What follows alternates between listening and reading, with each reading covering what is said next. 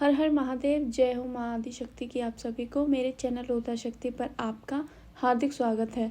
आज हम जानेंगे कि महादेव ने बटुक अवतार क्यों धारण किया।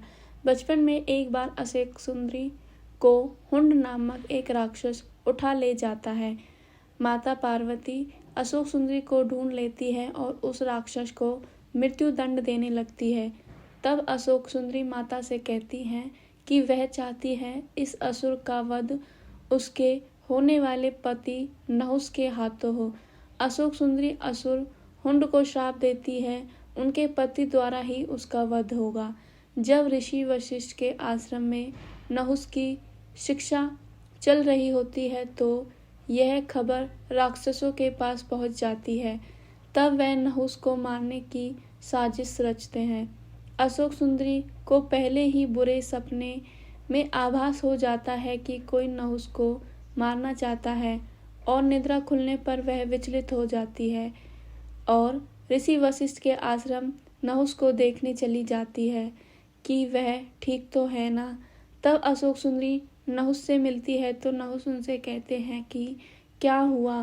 तब अशोक सुंदरी कहती है कि उन्हें चिंता हो रही थी, इसलिए वह मिलने चली आई। तब नहुस उन्हें अपनी कलम दिखाते हैं और अशोक सुंदरी उसे अपने हाथों में लेकर कहती है कि यह तो अति सुंदर है और वहाँ से विदा लेकर चली जाती है। यह सब असुर देख रहे होते हैं। आश्रम कक्ष में नहुस को याद आता है कि उनकी कलम तो अशोक सुंदरी के पास ही रह गई है।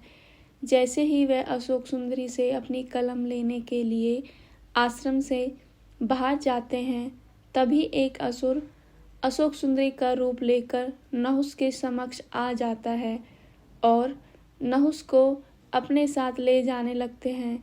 इतने में ही अशोक सुंदरी वहां आ जाती है और नहुस का हाथ पकड़ आश्रम की ओर भाग जाती है। तब ऋषि वशिष्ठ अपनी शक्ति से आश्रम के चारों ओर रक्षा कवच बना देते हैं, जिस वजह से असुर आश्रम में प्रवेश नहीं कर पाते हैं, परंतु वह बाहर से ही आक्रमण करना शुरू कर देते हैं। पूरे आश्रम में आग लग जाती है।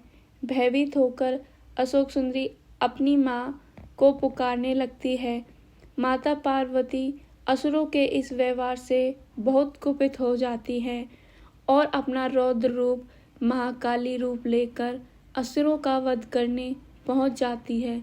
लगातार असुरों का संहार करने पर भी महाकाली शांत नहीं होती है और असुर हुंड को मारना चाहती हैं। तब महादेव माँ काली से शांत होने के लिए कहते हैं कि तुम हुंड का वध नहीं कर सकती हो, क्योंकि वह नहुस के हाथों मारा जाना है। उसे स्वयं अशोक सुंदरी ने श्राप दिया है कि उसका वध उसके पति नहुस द्वारा होगा, परंतु माँ काली किसी की सुनने को तैयार नहीं होती है। तब महादेव एक छोटे बालक का रूप लेते हैं और रोने लगते हैं। जैसे ही माँ काली उस बालक को देखती है, उनका सारा क्रोध शांत हो जाता है और उनके मन में करुणा का भाव आ जाता है। तब वह अपने पार्वती रूप में आ जाती हैं।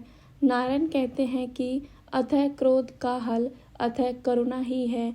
आज महादेव ने यह सिद्ध कर दिया है और आज के बाद महादेव का यह रूप बटुक अवतार के रूप में जाना जाएगा और क्षेत्रपाल के रूप में पूजे जाएंगे।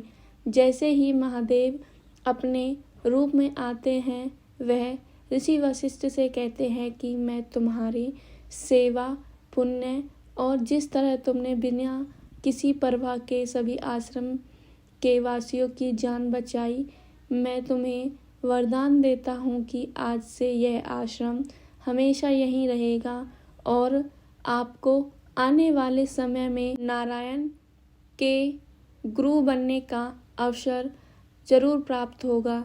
जैसे ही नारायण राम रूप में अवतरित होते हैं तो ऋषि वशिष्ठ उनके गुरु बनते हैं। तो दोस्तों, यही कारण था कि महादेव को बटुक अवतार लेना पड़ा, जिससे माँ काली का क्रोध शांत करवाया जा सके, क्योंकि अति करुणा ही अति क्रोध का नाश करती है और माँ काली का क्रोध शांत भी हुआ उनके बटुक अवतार से, यानी एक छोटे बालक की करुणा को देख माँ काली का क्रोध भी शांत हुआ था उनके इस अवतार में। धन्यवाद दोस्तों।